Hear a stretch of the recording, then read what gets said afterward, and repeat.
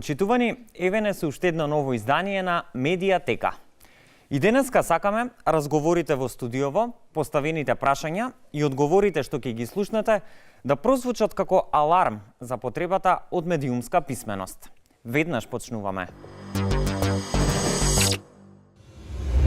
Живееме во време на дигитализација на сите сегменти на нашето живење.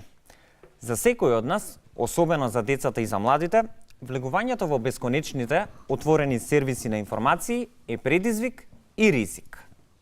Дали младите луѓе се едуцирани за анализа на медиумските содржини? Знаат ли да ги препознаат скриените пораки и техники на комуникација?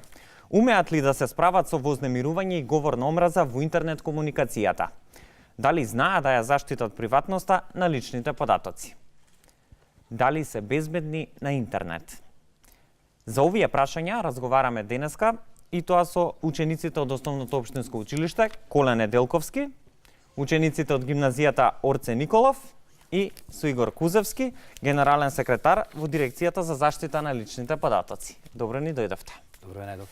Овие 30 на минути, предвидени за ова издание на Медиатека, ни случајно не можеме да ги слушнеме за сите проекти, активности, сето она што вие го работите во дирекцијата за заштита на личните податоци. Затоа ајде ве молам накратко само да ни откриете кои се вашите надлежности, која е мисијата на дирекцијата во ова време на зголемен пораст на интернет злоупотребите. Ќе почнеме од мисијата. Мисијата на дирекцијата е да го промовира и штити правото на приватност и генерално заштитата на личните податоци во Република Македонија. Тоа го правиме преку спроведување на надзори, тоа го правиме преку давање на насоки, но тоа го правиме преку давање на вакви консултативни мислења за начинот на правилна имплементација на прописите за заштита на лични податоци. Од друга страна пак нашата визија е од сите да бидеме препознати како главен промотор токму на правото на приватност и при тоа да обезбедиме дирекцијата да има мотивиран тим од вработени кои што ќе бидат способни да одговорат на модерното дигитално време или дигиталната ера. Зошто го нагласувам ова? Ако направиме само кратка историска анализа на назад во последните 15 години, ќе видиме дека практично целата активност што порано се случуваше на традиционален начин во хартиена форма, сега се повеќе онлайн или со помош на алатки за интернет комуникација или комуникација преку мобилна телефонија и слично. Токму тие причини е многу важно да се подигне свеста кај сите и во Републиката, и кај децата, и кај родителите, и кај сите учесници во општествено-политичкото окружување, за да се појде од филозофијата дека да, тоа мене може да ми се случи во негативен контекст и дека јас ќе преземам се да не ми се случи пред да се случи воопшто. Така, ајде да ги вклучиме тука и учениците. Сигурен сум дека секој од вас е корисник, регистриран како корисник, барем на една интернет група или заедница. Да не грешам, да не некој нема профил на Facebook, на Instagram? Не, добро. Тоа сите сме согласни по ова прашање. Во тој случај ќе ми откриете ли еве дали сами го отворивте профилот и кои беа оние податоци кои што беа побарани од вас од страна на социјалната мрежа? Ајде повели. Да, јас сама го отворив мојот Facebook, Instagram профил и на почетокот ми побара име, лозинка која што сакам да ставам, име и презиме. И телефонски број. Така, добро. Ајде некој тука ќе слушнеме. Повели. Јас како што се сеќавам, многу одамна направив прв профил на социјална мрежа, но тоа знам дека беше прво Facebook направив, Facebook профил и беше во присуство на моите родители, бидејќи на почеток тие не ми дозволуваа и ми рекоа дека треба да се заштитам, дека не треба се да ставам на виделите, се што се мои лични податоци. Памтам дека на почетокот нема вистинско име на профилот мој, но после пред 3 години или 4 го оставив моето име. Јас го отворив исто профилот, мојот Facebook профил многу одамна и на почетокот направив втори имейл акаунт со кој ќе имам сите Instagram и Facebook мрежи поврзано со него, зашто не ќе да го споделам мојот главен имейл акаунт со социјалните мрежи, а исто така и често броевите не ми се точни на профилите, заради тоа што сакам да спречам да ми се јавуваат непознати лица и останати. Така. Има ли правила на кои што внимававте при регистрација на овие социјални мрежи или пак само механички одевте на наредниот чекор, на следниот чекор?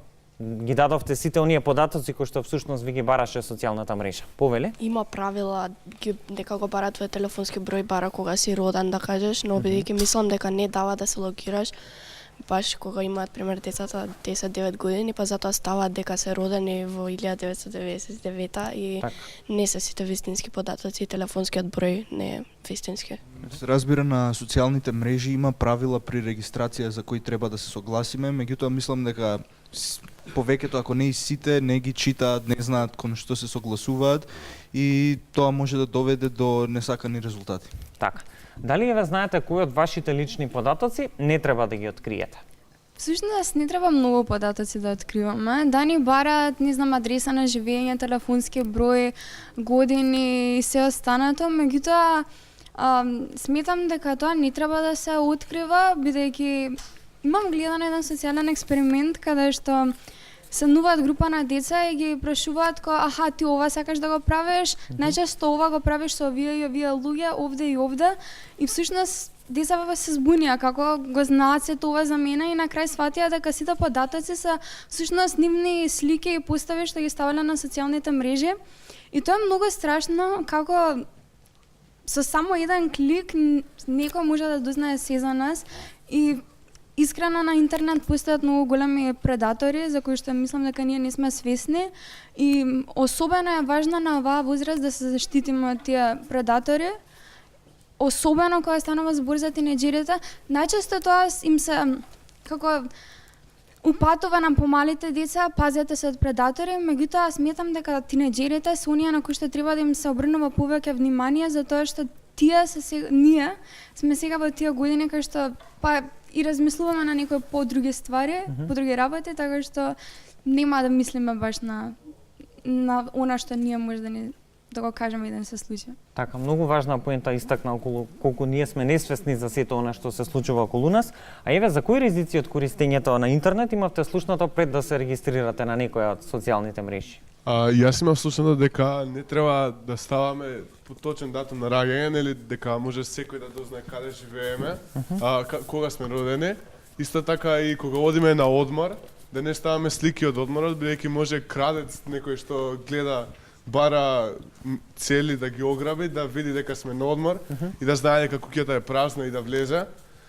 Друго и може да се злоупотреба името, да се направи некој може и друг идентитет и слични работи. Ова е навистина многу честа појава во денешно време, особено во текот на летниот период, како што спомена и ти. Уште еден недостаток од социјалните мрежи. Кузевски, имате ли работа? На официјалната веб страница на дирекцијата прочитавме дека е зголемен бројот на преставки за злоупотреба на личните податоци. Дали ова значи дека расте свесноста кај луѓето, особено кај младите луѓе, за личните податоци? За жал имаме работа. Најубаво било кога ние би немале работа во сегментот на репресивниот елемент, каде што би требале од кога се случила белјата да реагираме, него да останеме само во делот на превенцијата, каде што би превенирале да не се случуваат лошите работи. Генерално со злоупотреба на лични податоци и сега конкретно за социјалните медиуми.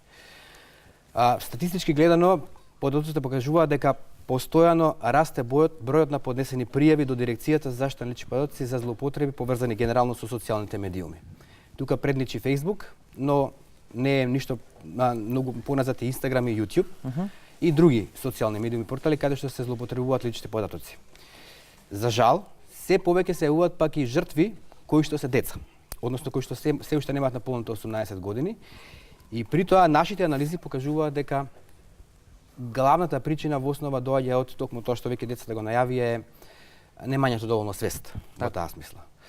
Она што е важно, што требаме да го знаеме, дека социјалните медиуми генерално немаат седиште во Република Македонија и дека е многу тешко, ако бидете жртва на некаква злоупотреба на личен податок, да се реагира брзо. Ние за среќа имаме жешка линија, ќе ја наречам, со администрацијата на Facebook со седиште во Даблин, која што е задолжена за цела Европа, и можеме да реагираме во релативно кусо време, во период од 24 до 48 часа. Но некогаш тоа е многу. Во еден друг проект поврзан повторно со медиумите, поранешната директорка на Словенечката дирекција за заштита лични податоци, сегашна експертка во овој сегмент, вели кога ќе видите сообраќајка некаде на улица, вие знаете дека луѓето се во неволја тоа не важи кај приватноста и не знаете колку тоа боли, се до оној момент додека не ви се случи на ваша кожа. Токму тие причини е многу важно дали и што објавувате генерално на Facebook или уште поопшто на социјалните медии. Така. Во следните минути да слушнеме дел од правилата како да ги заштитиме личните податоци или барем да го намалиме ризикот од нивна злоупотреба.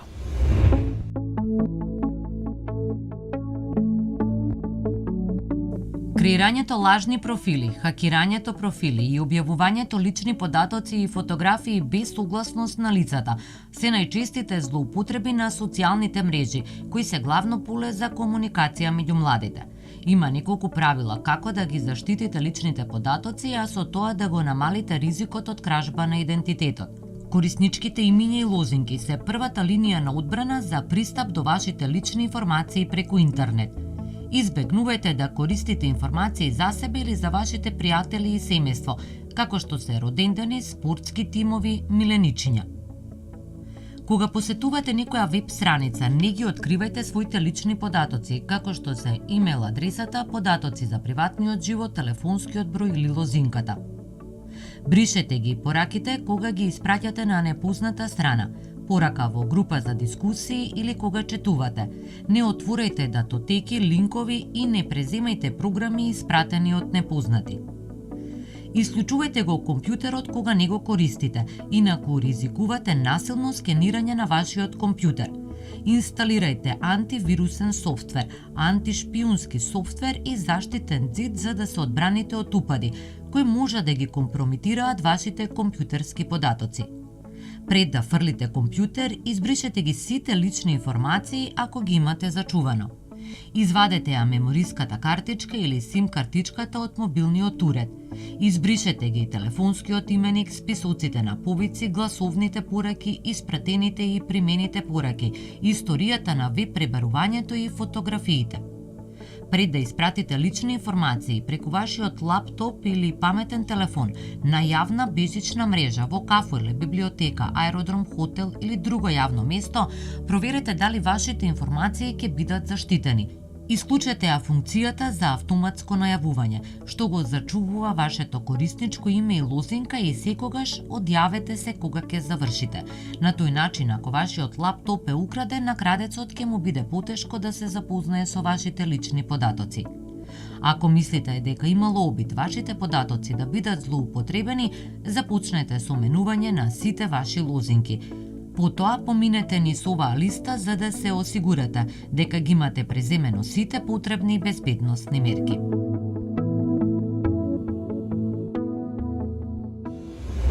Ученици, ме интересира, како постапувате кога добивате покана за пријателство од непознато лице? Ја прифаќате или... Ајде, повели? Ако добијам од непознато лице, најпрвем го отварам тој профил да видам дали се работи за дете или за некој возрастен. И ако го имам барем еднаш видено во животот, би го прифатила, но ако никогаш не сум го видела, не би го прифатила. Па да, се согласувам, ја како ќе го разгледам профилот, да видам со што се занимава, дали е лажен или вистински, но најчесто од непознати ја не прифаќам, гледам да сум ги видел во живо или да се знаеме полувременски период. Да, некако не сум баш уверен во тоа што го има на социјалните мрежи. Така, откриваат ли објавените фотографии, статуси, податоци?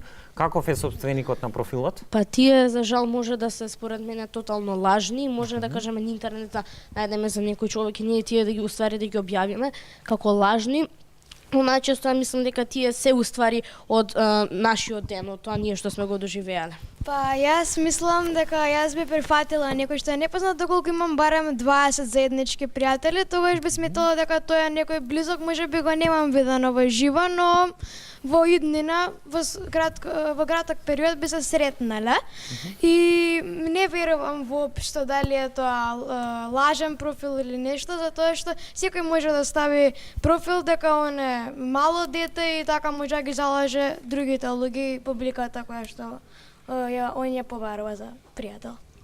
Кога бев помала, беше многу кул да си имам многу пријатели на Facebook. И тогаш имавме ние групи на Facebook, не знам, фан групи на било кои артисти или јутубери. И си правевме онлайн пријатели, не знам, од кој дел од земјата и да. Меѓутоа, како што растам, сваќам дека па и не ми е толку важно, во принцип не би ни сакала сега да имам толку пријатели на Facebook или пак followers на Instagram. Сега ги прифаќам луѓето со кои што стварно сме остварила некоја вистинска комуникација или пак сметам дека е потребно да ја имам таа личност на Facebook, а да бидам искрена и понудите за пријателство на Facebook во 2018 навистина ништо не значат. Некого кого јас не познавам не би прифатил, не гледам користи потреба во тоа. А да се навратам за податоците кои ги напоменавте, тие дефинитивно оцртуваат слика, но јас не си дозволувам да гледам некој врз база на тоа, туку секогаш сакам моите мислења да ги базирам врз основа на првото гледање во живо. Ги прашувам моите пријатели и другарки дали го познаваат оној кој ме побарал за пријател или за да ме следи и ако ми кажат некоја критика или нешто позитивно, воочувам самата проценувам дали е добро или лошо и најчесто не ги прифаќам затоа што имам многу луѓе кои се така случајно дошле до мојот акаунт и да проверат случајно да не има нешто интересно и не е тоа секогаш сигурно безбедно. Така, но барем ќе се обидеш да откриеш кој е оној кој што ти понудил пријателство. Да. А како е реагирате доколку некој ваш пријател објави фотографија на која што сте вие, а при тоа без да има ваша потврда за тоа? Или еве можеби обратно. Дали вие би објавиле таква фотографија на која што се наоѓа некој пријател? Повели? Јас ако некој објави од мене некоја фотографија каде што сум јас, без да ме праша, искрено би сакала првен да ми има прашано, а ако ако сакам да објавам некоја фотографија од мојот другар или другарка, првен ќе го прашам бидејќи сепак не сакам да објавувам слики на кои што се други луѓе без нивна дозвола. Така, бидејќи тоа не е целосно твоја сопственост. Добро? Ајде, ќе те слушнам и тебе. Па јас не би се налутила доколку некој има постирана слика, фотографија од мене на социјален медиум, доколку јас изгледам убаво на таа фотографија и доколку изгледам сигурно и немам некој дел кој што мене не ми се допаѓа, но сепак јас кога го постирам некоја фотографија на социјалните медиуми, најпрво би го прашала и другиот кој што е на таа фотографија или пак би го катнала на пример ако сакам да не се гледа или тој ако сака да не се гледа. Јас лично не би поставила фотографија со некоја моја другарка или другара да не го прашам. А при тоа доколку некој постави фотографија од мене, сега би размислила ако сум испаднат убаво кога ќе кажа, не би се налутила, меѓутоа ако сум испаднала грда на пример. Добро, тоа е интересен критериум. Да. Така. Дали сте се соочиле на социјалните мрежи со говор на омраза? Ако да, како сте реагирале, а ако не сте се соочиле, како би реагирале доколку се најдете во една таква ситуација? Повели? Јас лично сум имала говор на омраза на мојот Инстаграм акаунт. Тој ми беше поранешен другар со кој не прекинав да се дружам. Јас најпрво него го прашав кој е проблемот. Тој не ми даде искрен одговор. И откога продолжи да се однесува така, јас го блокирав. Јас сум во секој случај против говорот на омраза и лично не сум искусила говор на омраза, но се случувало на мои другарки и другари, тие најчесто најпрво се враќале кај своите родители, а потоа тие преземале мерки за понатаму. Така. Сум реагирал со тоа што сум го игнорирал тоа, како што и они мислам дека треба да го направат, да го игнорираат, бидејќи сепак е онлайн, ништо не може да им се деси. Нели има изрека камења и стапови може да не ги скршат коските, ама зборови да не наповредат. Секако дека сум против говорот на омраза на социјалните мрежи, но мислам дека малку го гледаме преувеличено оваа тема ја гледаме, бидејќи практично е многу лесно да се или блокира тој човек или да се избрише самиот акаунт. Во наши раце е дали тоа ќе престане, така што не мислам дека е толков проблем колков ние може го гледаме. Кузевски, постојат ли пријави за сајбер насилство на возрастни кон малолетни лица? За среќа не, но тоа не значи дека не постојат, но постојат пријави од деца кон деца. Повторно ќе нагласам тука уште еднаш, брзината на реагирање тука е најважна, бидејќи се работи за медиум кој оди кон етер кон незнаен број на корисници. Ние настојуваме преку комуникацијата на конкретно со Facebook администрацијата во Даблин да што побрзо да реагираме. Но и тие таму треба да разбереме дека имаат пристап, како што викаат британците, be selective in order to be effective. Значи они добиваат, претпоставам, од цела Европа небројни барања и мора да прават селекција на оние кои што се позначајни во однос на кои што се во нивните очи помалку значајни, за да може да реагираат промптно. И токму од тие причини е важна свеста кај сите. Се радувам од дел од исказите што ги кажаа децава дека се поприлично свесни како би требало да се однесуваат со своето поведение кога станува збор за социјалните медиуми генерално или социјалните мрежи во најширока смисла на зборот.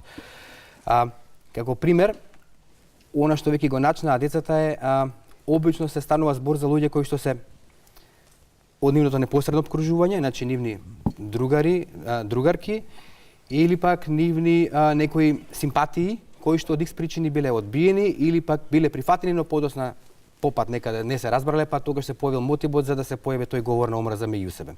Добар беше примерот, не знам кој дете го кажа, дека треба да се игнорира. Нашите анализи покажуваат дека е најдобар начин на игнорирањето, дека доколку се враќа и тоа оди едно на друго, како пинг-понг и само расте говорот на омраза. Игнорирањето прави згаснување на таквиот начин на поведение, како анализа на стони барем ми се покажало дека е најкорисно досега. Така. Како што постојат правила на однесување во непосредната комуникација, така би било убаво да ги знаеме и да ги почитуваме основните правила на интернет етиката. Колешката Сонја Петрушевска зборува за бонтонот на социјалните мрежи.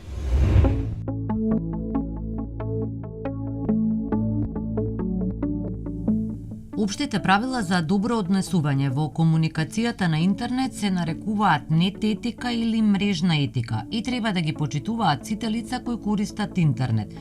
Иако оваа комуникација може да не биде директно очи во очи, туку преку опишани пораки, одредени правила треба да се знаат и почитуваат, затоа што и од другата страна е исто така личност која има чувства и не треба да се каже нешто што може да ја повреди или налути. Веб бонтонот има неколку правила. Секогаш представете се и бидете љубезни. Почитувајте ги туѓите мислења и туѓата приватност. Никогаш не пишувајте само со големи букви, бидејќи тоа значи дека викате. Кога одговарате на прашања, реченицата започнете со име на лицето на кое му одговарате, особено ако во разговорот учествуваат повеќе лица. Не користете двосмислени зборови и сарказам, затоа што другите не можат да го видат изразот на вашето лице и пораката можат погрешно да ја разберат. Во пораките додадете знак за емоција, за појасно да се изразите што чувствувате. Треба да знаете дека она што ќе го напишете останува трајно забележано и тоа може да го прочитаат и други лица, освен оние на кои пораката им е наменета. На крајот од разговорот уредно одјавете се. Веб бонтонот всушност значи и примена на истите стандарди и правила како и во реалниот живот. Треба да се одбегнува говорот на омраза и нетолеранцијата. Забрането е кршење на авторските права и другите форми на кражба. Треба да се почитуваат културните разлики, а социјалните вредности на одредени личности не треба да бидат третирани како општествени норми на сите граѓани.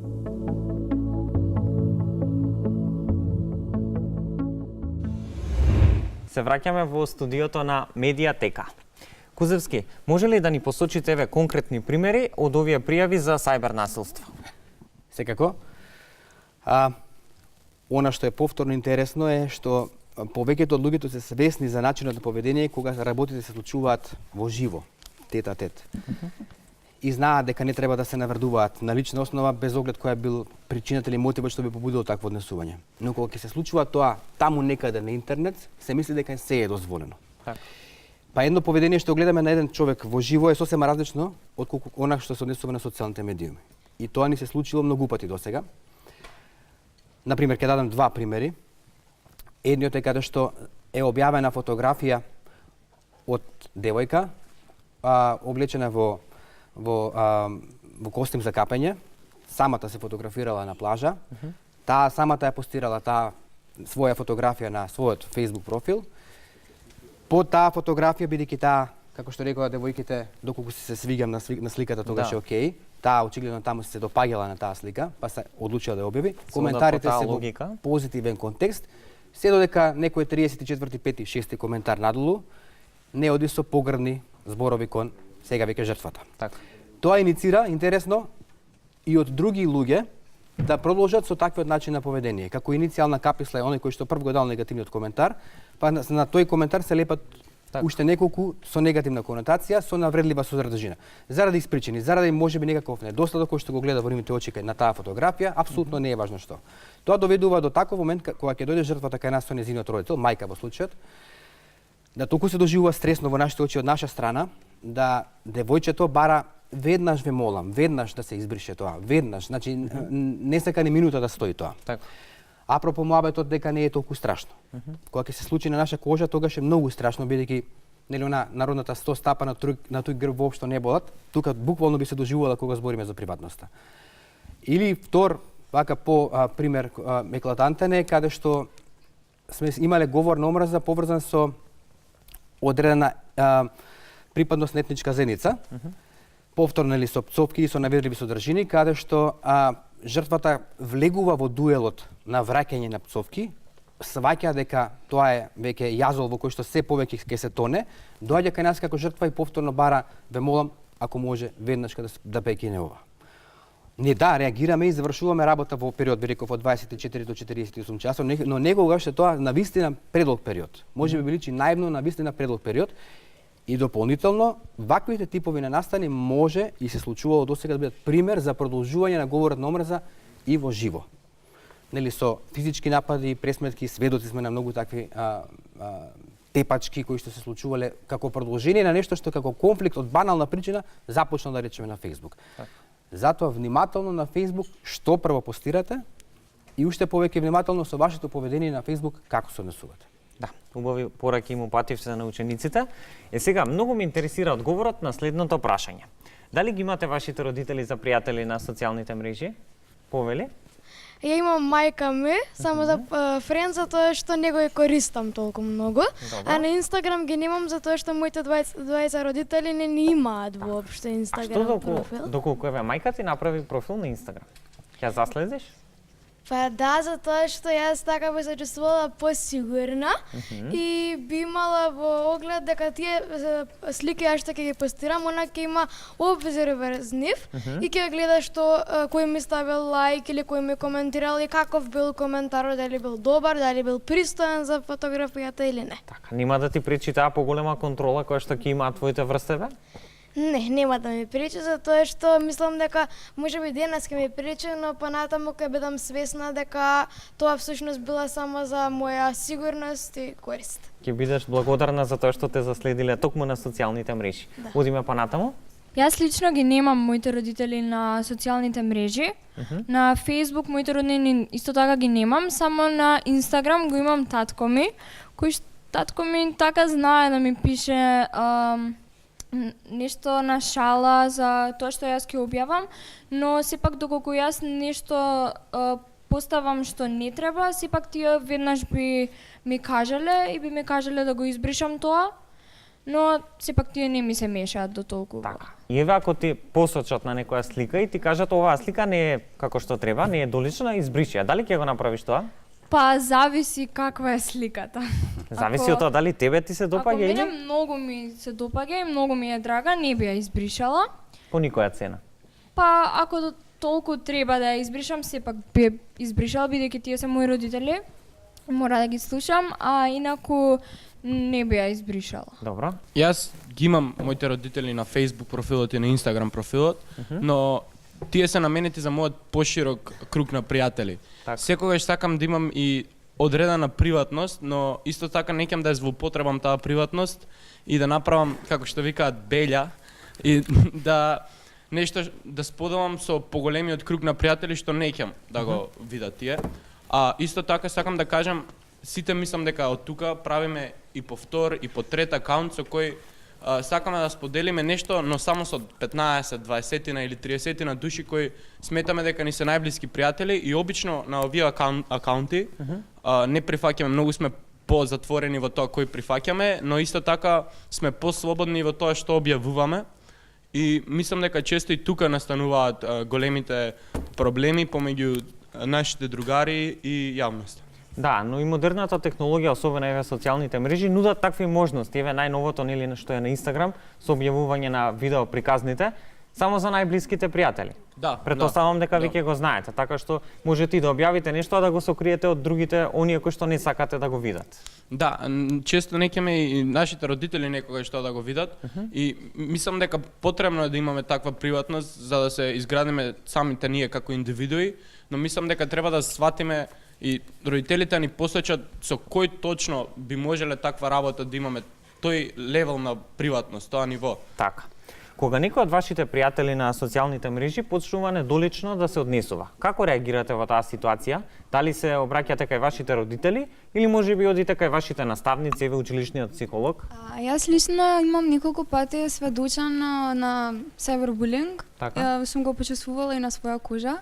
Кога тоа го почувствував на своја кожа, прилично бев мала, бев во основна и прво нешто што беше и собратив на мајка ми и потоа нели таа зборуваше со родителите на насилникот и потоа имаше некој друг процес, не е важно, меѓутоа кога јас ке сведочам некој насилство, секогаш се обидувам да заземам став, да на некој начин пробам да ја заштитам жртвата, сум зборувала со насилниците.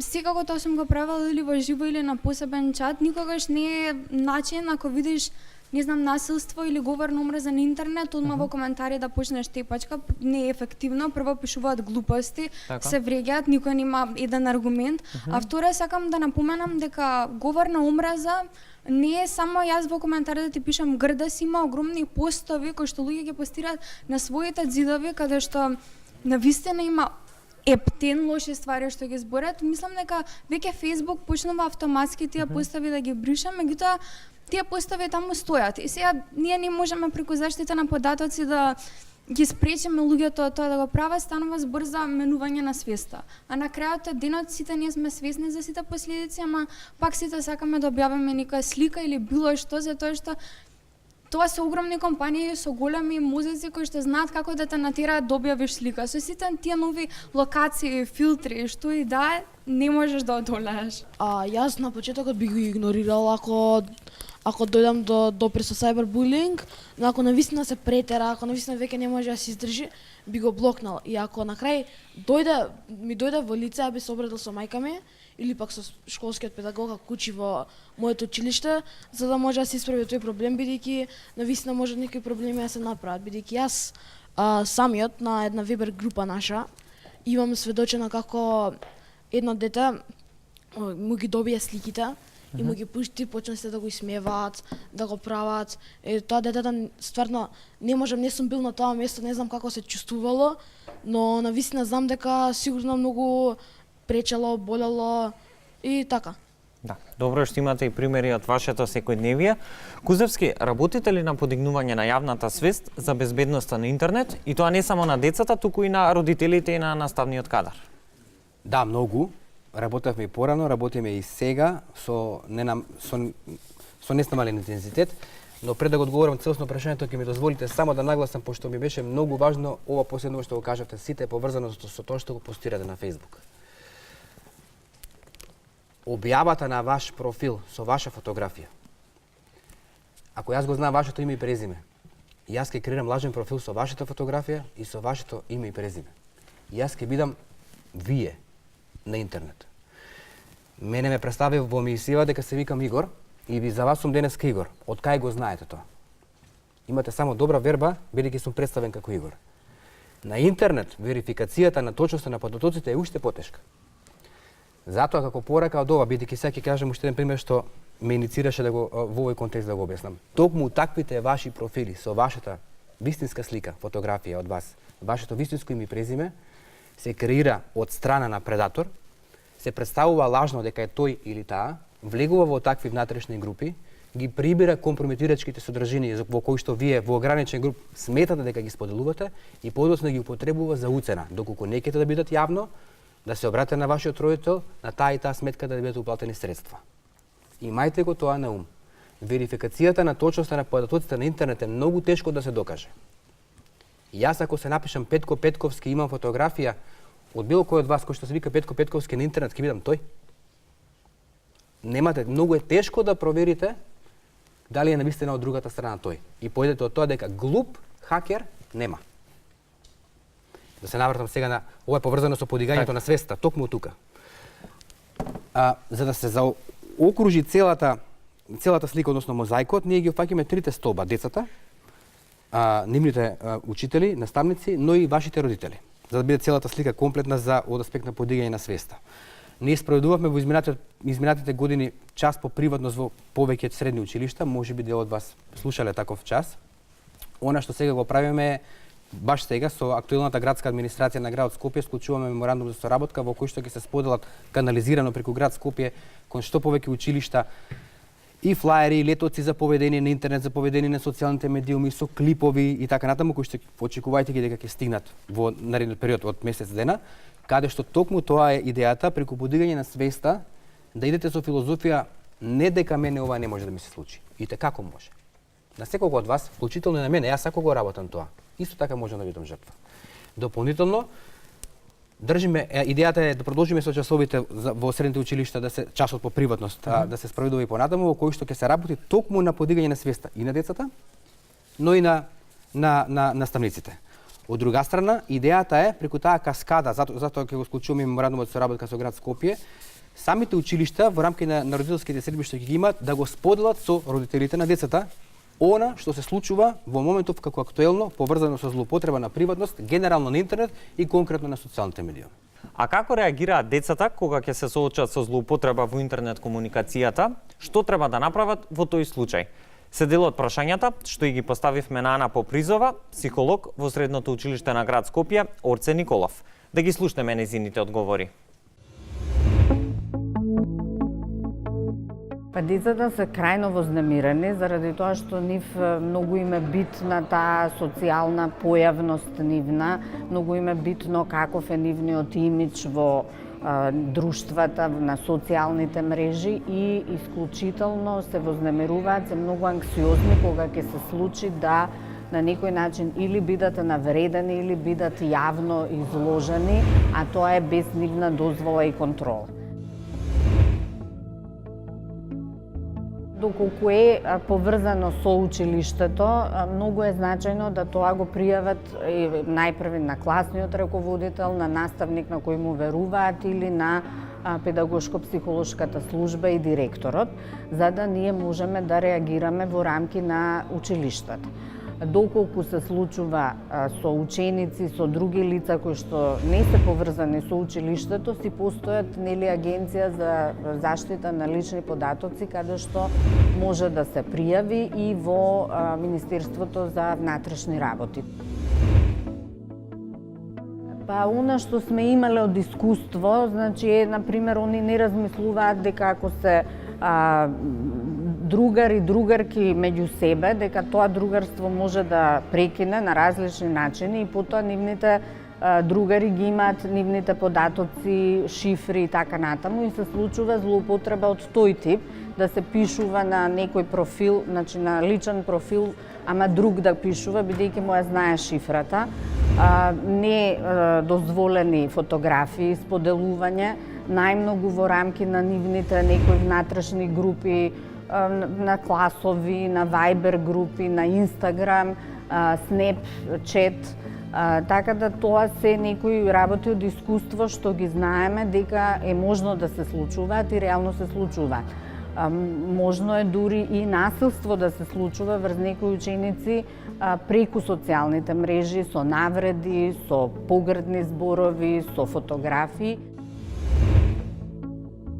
Да, сум се соочила и она што е препорака моја. Ние како возрастни многу малку знаеме што прават учениците на социјалните мрежи, а како држава немаме прецизна законска регулатива да ограничува до одредена возраст.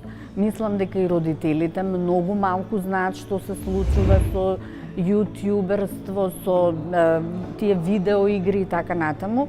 И тоа е нешто што дефинитивно ние треба во иднина да го разработуваме, да работиме на подигнување на свеста на учениците за користење на нивните податоци.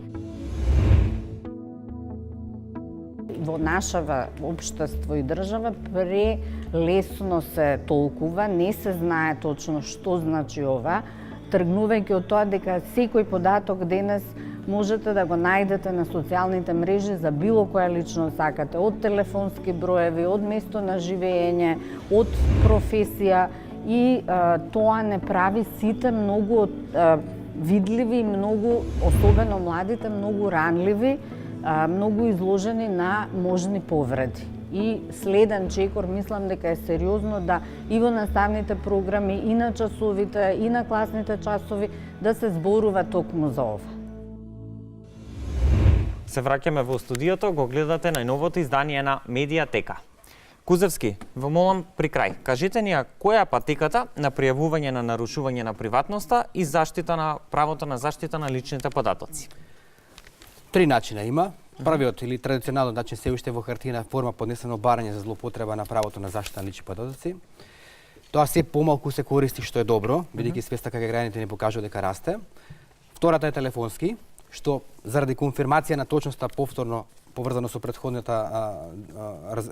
разговор, нели побаруваме да дојде странката или во Скопје, ако е или во просториите на дирекцијата ако е од Скопје, или пак со конфирмација на поднесено писмено барање доколку е надвор од Скопје да не предизвикуваме трошок. И третиот најмодерен начин и воедно најчесто употребуван во последно време е онлайн поднесување на апликацијата. Дирекцијата има во рамките на веб локацијата, својот веб-сајт има подлинк кој што е насловен е-пријава, во која што ги поднесувате вашите податоци како подносител, за децата се разбира нивните родители, нели, како нивни законски застапници, со податоците која е причината, против кого се поднесува и што се бара конкретно. Доколку се работи за социјални медиуми, кажа веќе дека се реагира промптно во период од 24 до 48 часа. Така, јас ви благодарам за овие корисни информации. Сигурен сум дека ќе им бидат од огромна важност на учениците. Воедно ви благодарам и за вашето учество во денешната Медиатека. Ми беше чест. Ученици, ви благодарам и на вас што активно се вклучивте во дискусијата во денешната Медиатека. А почитувани, оваа денешна лекција за медиумско описменување ќе биде корисна за секој од нас. Многу е важна. Неопходно е да знаеме правилно да се заштитиме од опасностите што не демнат на интернет.